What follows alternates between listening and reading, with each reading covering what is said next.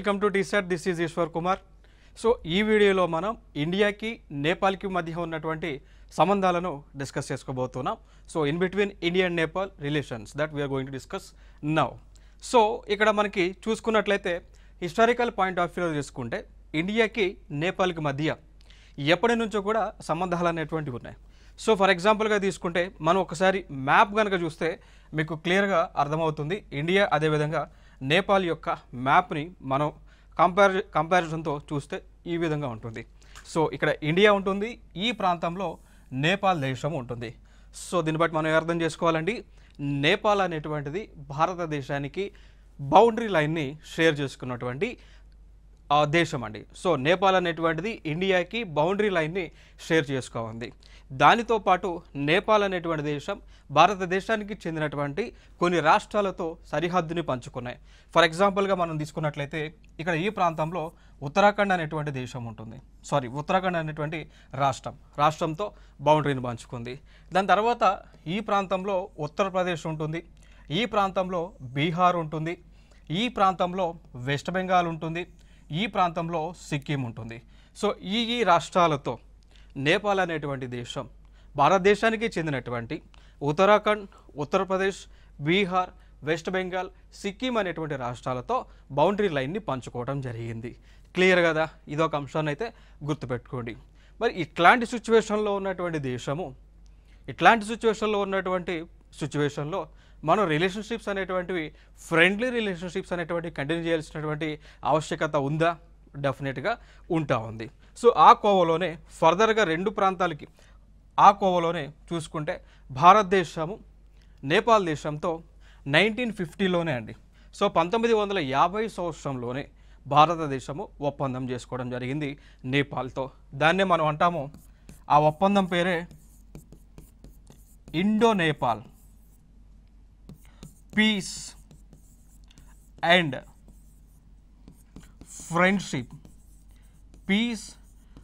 Friendship treaty ఏ సంవత్సరంలో అండి? 1950లో చేసుకున్నాం. ఎందుకు కారణం ఏంటి అంటే మనకు 1947లో స్వతంత్రం వచ్చింది. 1950 తర్వాతనే కదా మనకి పూర్తిగా భారతదేశంలో రాజ్యాంగం అనేటువంటిది అమల్లోకి వచ్చింది. సో వచ్చిన తర్వాత మనకు ఫ్రీ హ్యాండ్ వచ్చిన తర్వాత అప్పుడు నేపాల్తో మనం ఈ యొక్క ఫ్రెండ్షిప్ ట్రీటీని, so Indo Nepal peace and friendship ట్రీటీని చేసుకోవడం జరిగింది. సో రెండు దేశాల మధ్య ఈ యొక్క స్నేహపూర్వమైనటువంటి ఈ యొక్క ఒప్పందం అనేటువంటిది 1950లో జరిగింది. ఇక దాని తర్వాత మనకు కొన్ని అంశాలు మనం మాట్లాడుకోవాల్సి వస్తే, హిస్టారికల్ పాయింట్ ఆఫ్ వ్యూలో మాట్లాడుకోవాల్సి వస్తే, భారతదేశంలో జన్మించినటువంటి బుద్ధిజం అండి. భారతదేశంలో జన్మించినటువంటి బుద్ధిజం ఉందా? ఓకే. సో భారతదేశంలో ఉన్నటువంటి బుద్ధిజం ఏదైతే ఉందో అసలు దాని యొక్క యాక్చువల్గా బర్త్ ప్లేస్ మెజారిటీగా స్ప్రెడ్ అయింది ఇండియాలో. సో బుద్ధుడు భారతదేశంలోనే ఎక్కువ కాలం ఆయన పర్యటించడం జరిగింది. ఓకేనా? సో బట్ యాక్చువల్గా దాని యొక్క birth place of Buddha Lumbini అనేటువంటి ప్లేస్లో అండి, నేపాల్ దేశంలో లుంబినిలో. సో బౌద్ధ మతం అనేటువంటిది 4th సెంచరీ నుంచి కూడా భారతదేశంలో ఎక్కువగా స్ప్రెడ్ అయింది. ఒక విధంగా చెప్పుకోవాలి అంటే బౌద్ధం అనేటువంటిది ఎక్కువగా పర్సెంటేజ్ పాయింట్ ఆఫ్ వ్యూలో భారతదేశంలోనే ఎక్కువగా ఉంది. రైట్. సో బర్త్ ప్లేస్ అక్కడైనప్పటికీ కూడా సో ఈ విధంగా మనం చెప్పుకోవచ్చు, బుద్ధిజం పాయింట్ ఆఫ్ వ్యూలో రెండు దేశాల మధ్య యొక్క సంబంధాలు అనేటువంటివి కంటిన్యూ అవుతూనే ఉన్నాయి. దాని తర్వాత మనం చూసుకుంటే ఇంకొక అంశం అండి, రోటీ బేటీ సంబంధం అండి. రోటీ బేటీ సంబంధం, దీని గురించి మనం చెప్తూ ఉంటాం. రోటీ బేటీ సంబంధం. ఓకే. సో రోటీ అంటే తెలుసు కదా, చపాతీ రోటీ. బేటీ అంటే తెలుసు కదా, డాటర్. సో ఇది చపాతీ అంటే డాటర్ అన్నమాట. అర్థమైందా? సో ఇండియాకి నేపాల్కి ఒక సంబంధం ఉంది. అదేంటి అంటే రోటీ బేటీ సంబంధం. రోటీ ఈజ్ నథింగ్ బట్ ఫుడ్ అండి. రోటీ అంటే ఏంటి? ఫుడ్ అండి. బేటీ అంటే వివాహం అన్నమాట. బేటీ అంటే ఇంటర్నల్గా మాట్లాడుకుంటే వివాహం అన్నమాట. సో మన భారతదేశంలో ఉన్నటువంటి వారు వర్క్ పర్పస్ నేపాల్కి ఫ్రీగా మూవ్ అవుతూ ఉంటారు. సో ఫుడ్ కోసం, రోటీ కోసం. అదేవిధంగా నేపాల్లో ఉన్నటువంటి ప్రజలు కూడా ఎంప్లాయ్మెంట్ కోసం భారతదేశానికి వస్తూ ఉంటారు. రోటీ సంబంధం, బేటీ సంబంధం. భారతదేశంలో ఉన్నటువంటి వారు నేపాల్ మహిళని పెళ్లి చేసుకుంటూ ఉంటారు. సో నేపాల్ వాళ్ళు భారతదేశంలో ఉన్నటువంటి వారిని పెళ్లి చేసుకుంటూ ఉంటారు. సో బేటీ సంబంధం అండి. సో ఈ సంబంధం అనేటువంటిది అఫీషియల్గానే రెండు దేశాల మధ్య ఉంది. ఇదొక ఇంపార్టెంట్ అంశం. గతంలో కూడా ఎగ్జామ్స్లో అడిగి ఉన్నారు, రోటీ బేటీ సంబంధం అనేటువంటిది ఏ రెండు దేశాల మధ్య ఉంది? ఇండియా నేపాల్ మధ్య ఉంది. ఈ అంశాన్ని అయితే గుర్తుపెట్టుకోండి. ఇక దాని తర్వాత ఇంకొక అంశం మనం మాట్లాడుకోవాల్సి వస్తే, ఇప్పుడు ఆల్రెడీ మనం డిస్కస్ చేసాం. సో నేపాల్ అనేటువంటి ఒక దేశం భారతదేశంతో సుమారు 5 రాష్ట్రాలతో బౌండరీ లైన్ని పంచుకుంటూ ఉంది. ఈ యొక్క బౌండరీ లైన్ ఎంతో తెలుసా? 1750 కిలోమీటర్లు. 1750 కిలోమీటర్ల మేర నేపాల్కి భారతదేశానికి సరిహద్దు అనేటువంటిది ఉంది. ఇంకా దాని తర్వాత మనం చూసుకుంటే నేపాల్ యొక్క ప్రాముఖ్యత మనం మాట్లాడుకున్నాము అనుకోండి, మీకు తెలుసో లేదో, హిందూయిజం, హిందూస్ అన్నప్పుడు, హిందూ రిలీజియన్ అన్నప్పుడు మనకు గుర్తొచ్చేటువంటి అంశం ఏంటి అంటే, ప్రపంచంలోనే అత్యధిక శాతం హిందువులు భారతదేశంలో ఉంటామనుకుంటాం. ఇన్ టర్మ్స్ ఆఫ్ పర్సంటేజ్లో, అంటే లైక్ కౌంట్లో కాదు, పర్సంటేజ్లో. జనరల్గా ఇండియా అనుకుంటాం, బట్ అది కాదు. ఇన్ టర్మ్స్ ఆఫ్ పర్సంటేజ్లో చూస్తే, పర్సంటేజ్లో చూస్తే నేపాల్ దేశంలో ఎక్కువగా హిందూస్ ఉంటారు. ఇప్పుడు ఈ స్టాటిస్టిక్స్ మీరు చూడండి. రిలీజన్ ఇన్ నేపాల్ 2023 స్టాటిస్టిక్స్ ప్రకారం హిందూస్ పాపులేషన్ నేపాల్లో ఎంత? 81.19%. ఇండియాలో ఎంత హిందూస్ పాపులేషన్? 79.8%. 79.8% హిందూస్ ఇండియాలో ఉంటారు. సో ఇది 2011 స్టాటిస్టిక్స్ ప్రకారం. బట్ ఫిగర్స్ పరంగా చూస్తే ఇండియాలోనే ఎక్కువ. ప్రపంచవ్యాప్తంగా పాపులేషన్ పరంగా చూస్తే, అంటే లైక్ కౌంట్ పరంగా చూస్తే ఇండియాలో ఎక్కువ, దాంట్లో ఎటువంటి సందేహం లేదు. ఇన్ టర్మ్స్ ఆఫ్ పర్సంటేజ్లో చూస్తే నేపాల్ దేశంలో హిందూస్ పాపులేషన్ ఎక్కువ. ఓకేనా? సో దీనినే రీసెంట్గా జరిగినటువంటి ఐఏఎస్ ఎగ్జామ్లో ఈ క్వశ్చన్ అయితే అడగడం జరిగింది.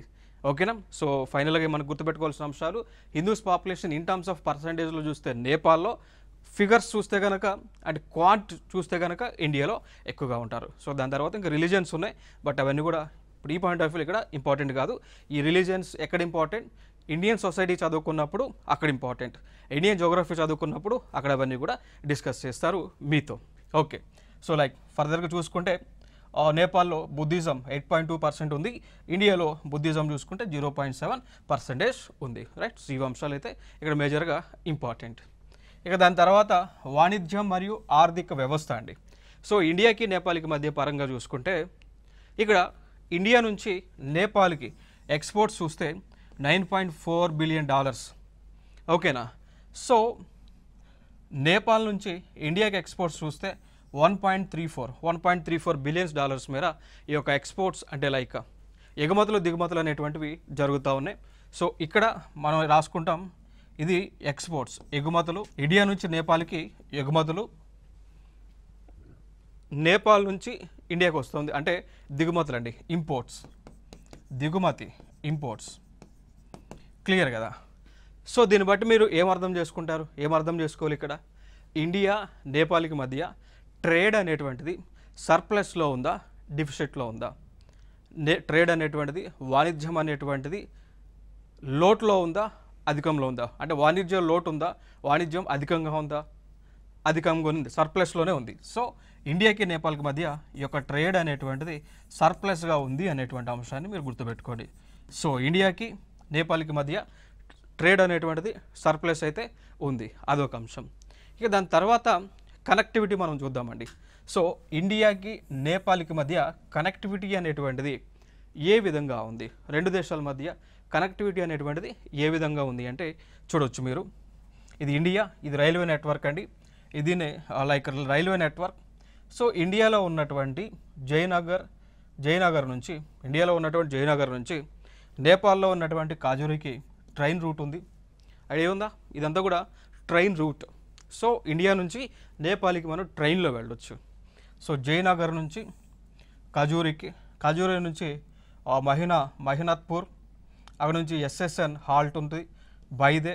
సో ఈ ప్రాంతాలు జనక్పూరి, లోహర్పట్టి, సిగియాహి, బిజల్పురా. సో ఇట్లా ఈ విధంగా ఇండియాకి నేపాల్కి రైల్ కనెక్టివిటీ అనేటువంటిది ఉంది. ఇంకొక అంశం, ఇండియా నేపాల్ రైల్ కనెక్టివిటీ ఉంది. అవి కాక కొన్ని దేశాలు ఆల్రెడీ మనం డిస్కస్ చేసి ఉన్నాం. ఇండియాకి మయన్మార్కి రైల్ కనెక్టివిటీ ఉంది, ఇండియాకి బంగ్లాదేశ్కి రైల్ కనెక్టివిటీ ఉంది, ఇండియాకి పాకిస్తాన్కి రైల్ కనెక్టివిటీ ఉండేది. ఇప్పుడైతే లేదు, కానీ గతంలో అయితే కనెక్టివిటీ అయితే ఉండేది. సో అట్లా ఇప్పుడు ఇండియా నేపాల్కి కూడా రైల్ కనెక్టివిటీ అయితే ఉండటం జరిగింది. ఇంకా ఫర్దర్గా మనం మాట్లాడుకోవాల్సి వస్తే ఇక్కడ నేపాల్ దేశంలో మన నేపాల్ దేశంలో ఇండియన్ గవర్నమెంట్ పవర్ ప్రాజెక్ట్స్ని నిర్మిస్తూ ఉన్నారు. ఫర్ ఎగ్జాంపుల్ తీసుకుంటే సోలు కారిడార్ అంటామండి. సోలు కారిడార్ అని పిలుస్తూ ఉంటాం. ఏమంటామండి, ఇక్కడ సోలు కారిడార్ అనేటువంటిది పిలుస్తూ ఉంటాం. ఇది నేపాల్ దేశంలో ఇండియన్ గవర్నమెంట్ నిర్మించడం జరిగింది. ఇదొక అంశాన్ని అయితే ఇక్కడ గుర్తుపెట్టుకోండి మేజర్గా. ఇక దాని తర్వాత ఇంకొక డెవలప్మెంట్ మనం చూసామనుకోండి, రూపే. సో భారతదేశానికి చెందినటువంటి రూపే అనేటువంటి యొక్క పేమెంట్ నెట్వర్క్ని నేపాల్ దేశంలో వాళ్ళు వినియోగిస్తూ ఉన్నారు. సో ఇదొక అంశంగా ఇంపార్టెంట్ ఏరియాస్ ఇక్కడ. ఇక దాని తర్వాత మనకు చూసుకున్నట్లయితే ఈ కుర్తా బిజల్పూర్ సెక్షన్ రైల్వేని, ఈ రైల్వే లైన్ ఏదైతే ఉందో ఇది నేపాల్ దేశంలో ఉంది. సో దీనిని ఇండియన్ గవర్నమెంటే హ్యాండిల్ చేస్తూ ఉంది. సో ఇవన్నీ కూడా ఇంపార్టెంట్గా మనం గుర్తుపెట్టుకోవాలి. దాని తర్వాత గతంలో రెండు దేశాల మధ్య అగ్రిమెంట్స్ అనేటువంటివి జరిగి ఉన్నాయి.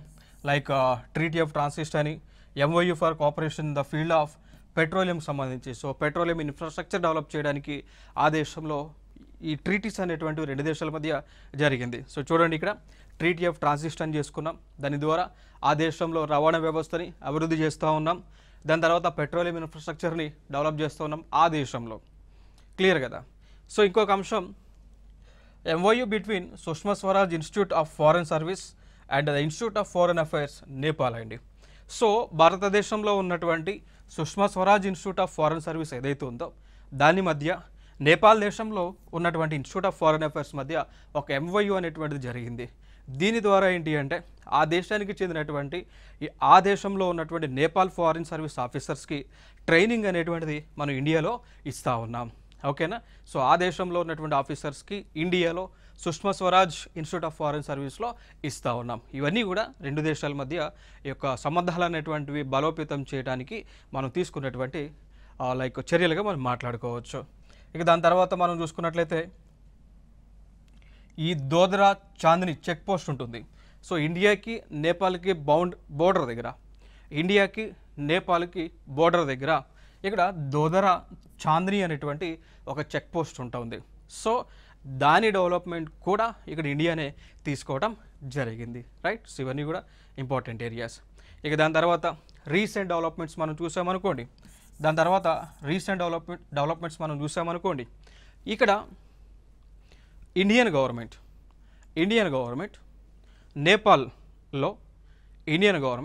నేపాల్ దగ్గర ఒక ప్రాజెక్ట్ని లైక్ ఒక హైడ్రో ఎలక్ట్రిక్ పవర్ ప్లాంట్ని నిర్మిస్తూ ఉన్నారు. సో నేపాల్లో Indian government hydro electric power plant అండి. సో నీటి ద్వారా విద్యుత్ను ఉత్పత్తి చేసేటువంటి ఒక ప్రాజెక్ట్ని నిర్మిస్తూ ఉన్నారు.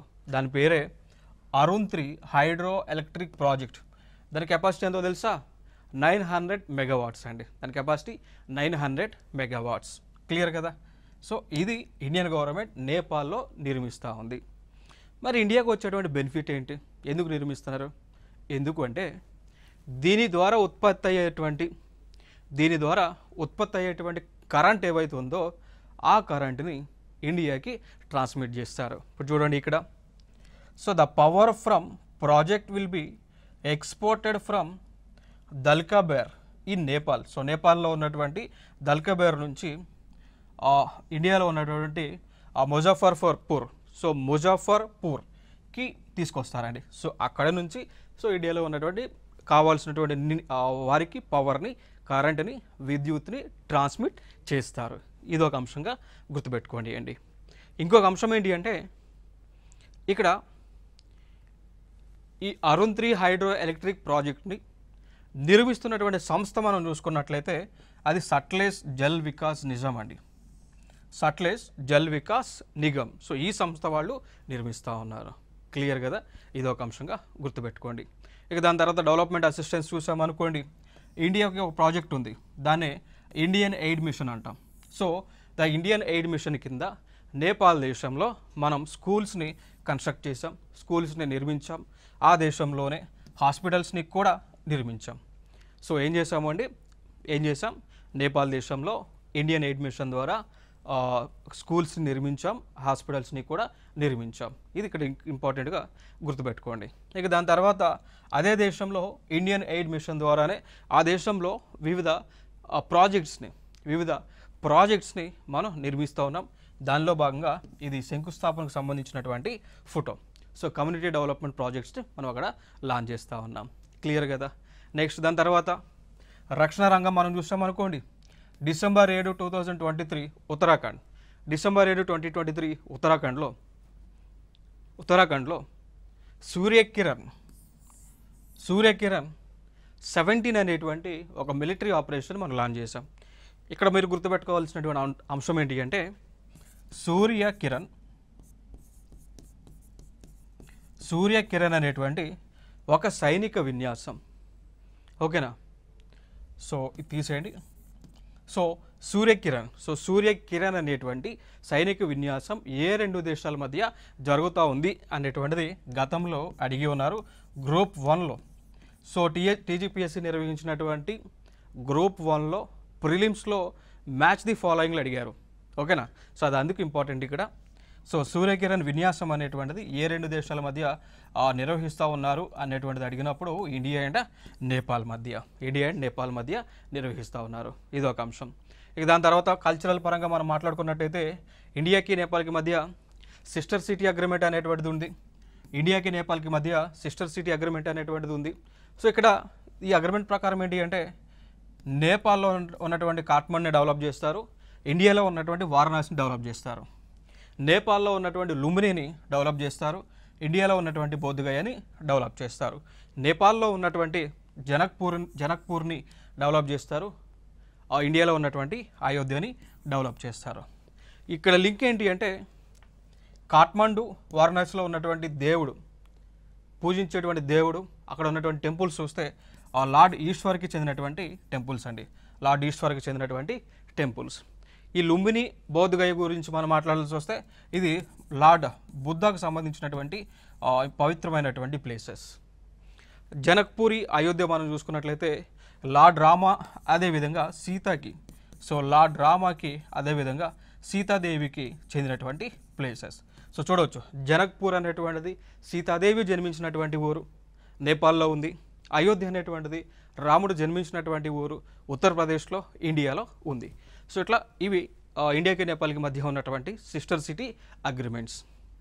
ఇక దాని తర్వాత ఈ మానవతా సహాయం కింద మనం నేపాల్ దేశానికి ఆ దేశంలో ఎప్పుడు భూకంపాలు వచ్చినా కానీ, ఎటువంటి ఫ్లడ్స్ వచ్చినా, ఎటువంటి ల్యాండ్ స్లైడ్స్, కొండ చర్యలు విరిగిపడినా కానీ భారత ప్రభుత్వం ముందుండే రక్షణ చర్యలను తీసుకుంటా ఉన్నారు. ఇదొక అంశం.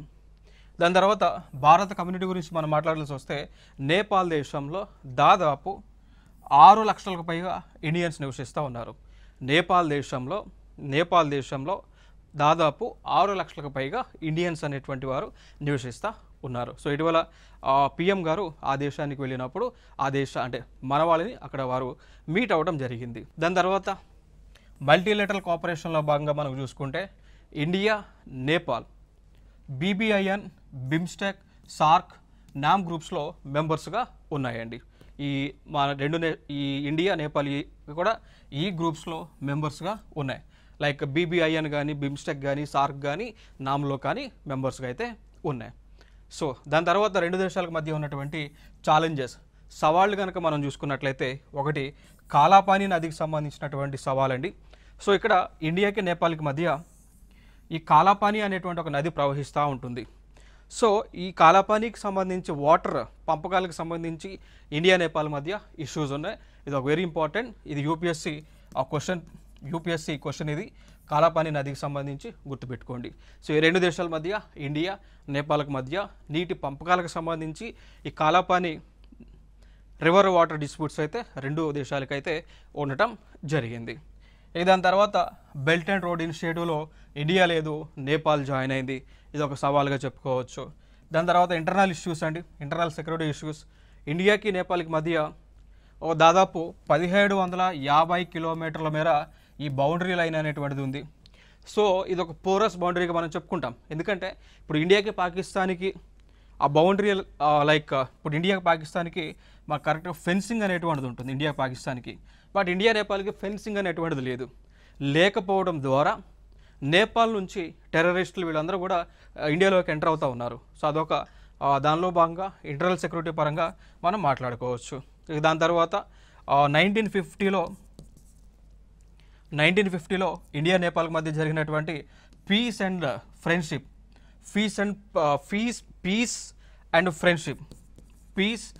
ఫ్రెండ్షిప్ ట్రీటీలో సమస్యలు ఉన్నాయి. సో ఇవి కూడా రెండు దేశాల మధ్య సవాళ్ళ గురించి మనం డిస్కస్ చేయవచ్చు. ఇప్పుడు మనం ఇండియాకి భూటాన్కి మధ్య ఉన్నటువంటి సంబంధాలను మనం డిస్కస్ చేద్దాం. సో ముందు వీడియోలో మనం మాట్లాడుకున్నట్లయితే ఇండియా నేపాల్ గురించి డిస్కస్ చేసాం. ఇప్పుడు ఇండియా భూటాన్ మధ్య ఉన్నటువంటి సంబంధాలు ఏ విధంగా ఉంది అనేటువంటి అంశాలను మనం కంటిన్యూ చేద్దాం.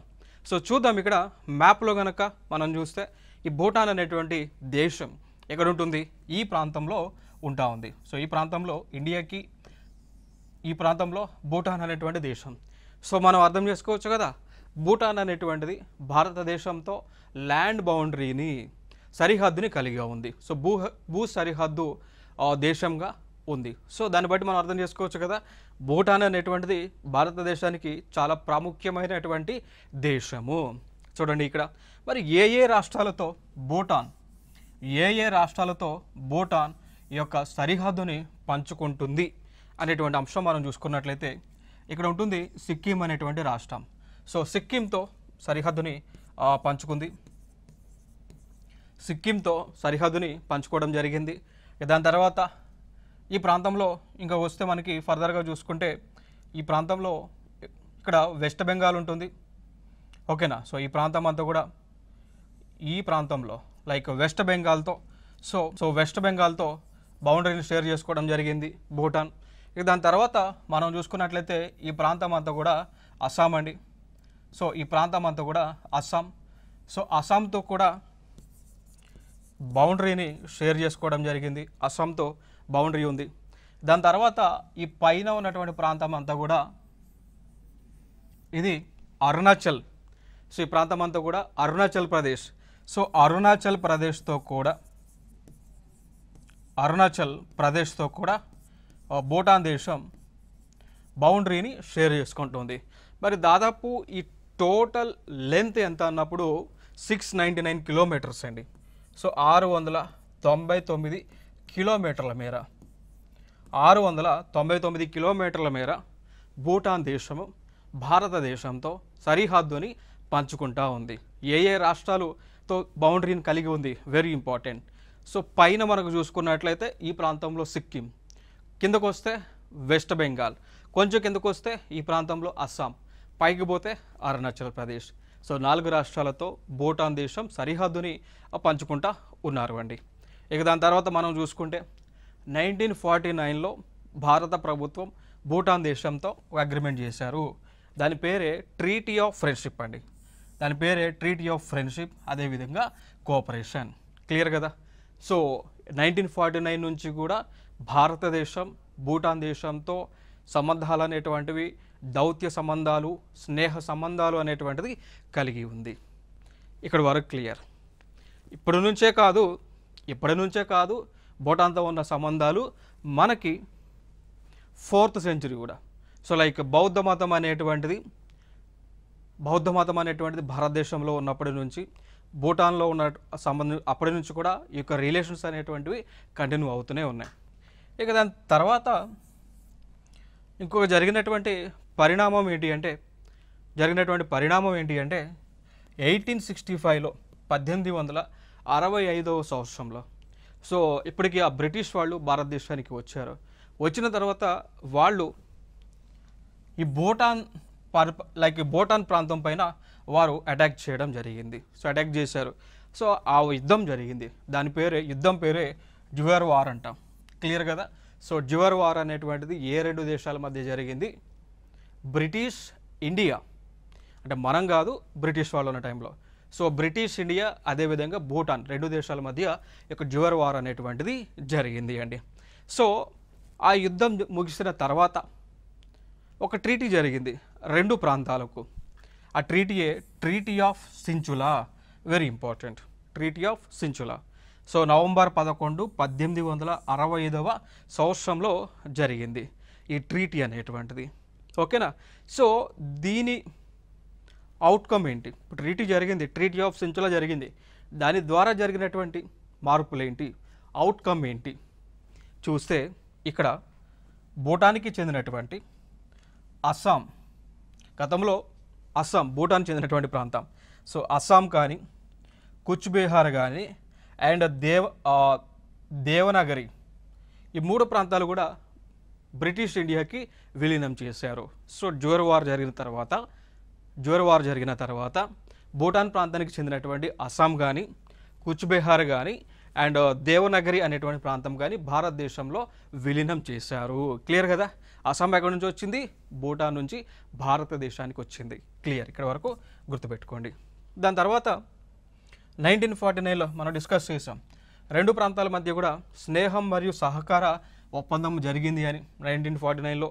సో దాని తర్వాత 1956లో 1956 సంవత్సరంలో మన దేశానికి చెందినటువంటి పిఎం ఆ దేశానికి యాక్ అనేటువంటి ఒక దీనిపైన యాక్ అనేటువంటి ఒక యానిమల్ పైన ఆయన భూటాన్ దేశ పర్యటనకు వెళ్ళారు అండి. సో దాదాపు 170 కిలోమీటర్ల మేర హైవే మీద ఆ యాక్ అనేటువంటి ఒక యానిమల్ పైన ఆయన చుంబి అనేటువంటి లోయ గుండా ప్రయాణం చేయడం జరిగింది.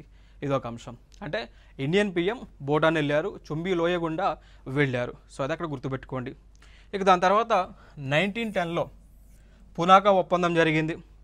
సో ఇండియాకి భూటాన్కి మధ్య పునాకా ఒప్పందం అనేటువంటిది ఆ 1910లో జరిగింది. ఓకేనా. సో జరిగింది. సో దీని యొక్క ఒప్పందం ఏంటి, దీని యొక్క అవుట్కమ్ ఏంటి అంటే ఈ భూటాన్ అనేటువంటి దేశం ఏదైతే ఉందో సో ఈ దేశం యొక్క పూర్తి కంట్రోల్ అంతా కూడా బ్రిటిష్ ఇండియా పరిధిలో ఉంటుంది అని ఈ యొక్క ట్రీటీ ఆఫ్ పునాకా యొక్క ముఖ్య ఉద్దేశం. సో 1910లో జరిగింది. సో దాని తర్వాత 1968లో ఇండియాకి భూటాన్కి మధ్య దౌత్య సంబంధాలు, డిప్లొమాటిక్ రిలేషన్షిప్స్ అనేటువంటివి స్టార్ట్ అయినాయి. ఇండియాకి చెందినటువంటి ఎంబసీని భూటాన్లో ఏర్పాటు చేశాం. అంటే భూటాన్ క్యాపిటల్ థింపూలో ఏర్పాటు చేశాం. సో భూటాన్కి చెందినటువంటి ఎంబసీని ఇండియాలో ఓపెన్ చేయడం జరిగింది. సో దాని తర్వాత 2017లో డోక్లాం స్టాండ్ ఆఫ్ ఇష్యూ అని ఒక అంశం మనకి న్యూస్లో వచ్చింది మిత్రమా. సో ఆ అంశం ఏంటి అంటే ఇక్కడ చైనా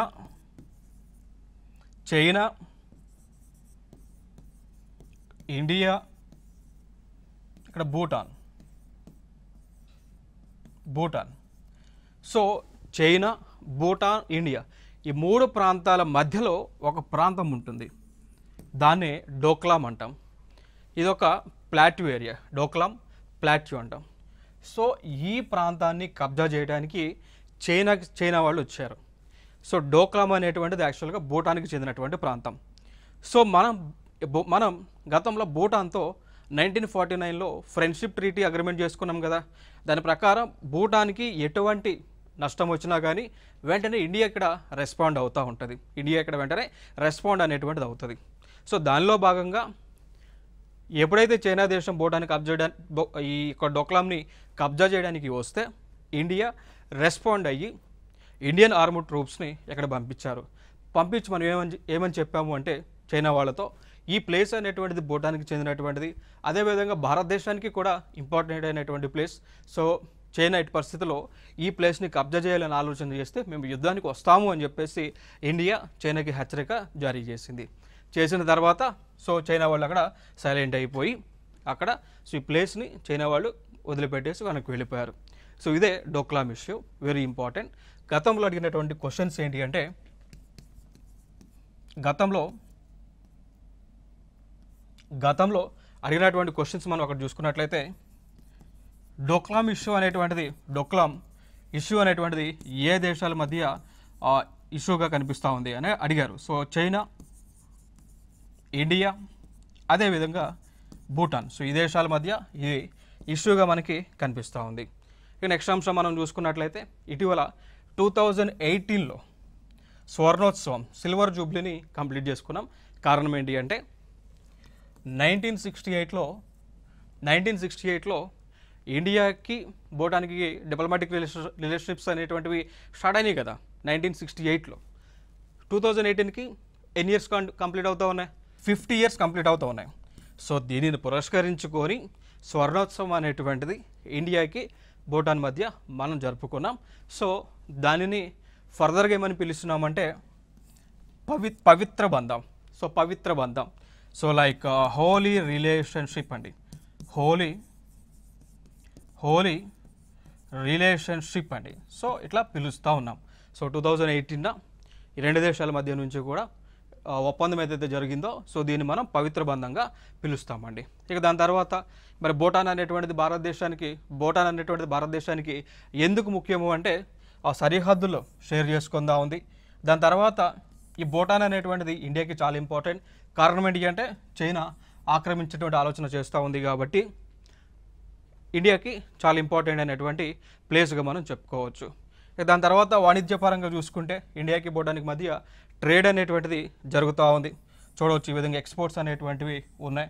ఇక దాని తర్వాత చూసుకున్నట్లయితే ఇండియాకి భూటాన్కి మధ్య కొన్ని ఎంఓయూస్ అనేటువంటివి కూడా జరగడం జరిగింది. లైక్ పెట్రోలియం సప్లైకి సంబంధించినటువంటి ఎంఓయూస్ కానీ, దాని తర్వాత ఫుడ్కి సంబంధించినటువంటి ఎంఓయూస్ కానీ, ఎనర్జీకి సంబంధించినటువంటి ఎంఓయూస్ కానీ, స్పోర్ట్స్ అండ్ యూత్కి సంబంధించిన ఎంఓయూస్ కానీ, ఫార్మాస్యూటికల్స్కి సంబంధించిన ఎంఓయూస్ అనేటువంటివి జరిగాయి. దాని తర్వాత స్పేస్ కోఆపరేషన్కి సంబంధించినటువంటి ఎంఓయూస్, దాని తర్వాత నేషనల్ నాలెడ్జ్కి సంబంధించినటువంటి ఎంఓయూస్, దాని తర్వాత మనం చూసుకున్నట్లయితే